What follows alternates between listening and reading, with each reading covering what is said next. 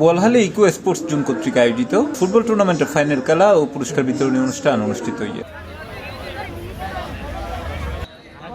শুক্রবার জানুয়ারি 17 তারিখ রাতে উপজেলা পশ্চিম কুমুদণ্ডে 8 নম্বর ওয়ার্ডের হাজিরপুর ডাকতি পৌরসভা বিএনপির সদস্য আব্দুল মাজিদ সওদাগরের সভাপতিত্বে এর প্রধান অতিথি আছেন চট্টগ্রাম দক্ষিণ জেলা কৃষক দলের সাবেক সভাপতি সৈয়দ এম সাইফুদ্দিন। এর উদ্বোধক আছেন পৌরসভা বিএনপির সাবেক যুগ্ম আহ্বায়ক মোহাম্মদ শাহজাহান। প্রধান বক্তা আছেন চট্টগ্রাম মহানগর পেশাজীবী দলের নেতা প্রফেসর ডক্টর বুরহানুদ্দিন। একটা দিনে আমাদের এই প্রতিযোগিতা অনুষ্ঠিত হলো।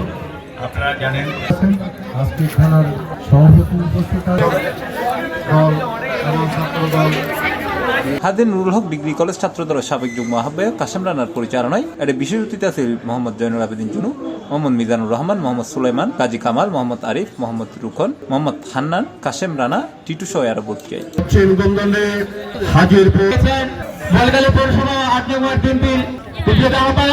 খেলাত হাজিরপুর ফুটবল একাদশ 2-1 গোলে 5 স্টার ফুটবল একাদশরে পরাজিত করে।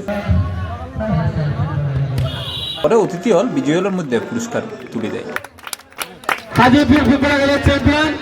C plus TV, Chittagong.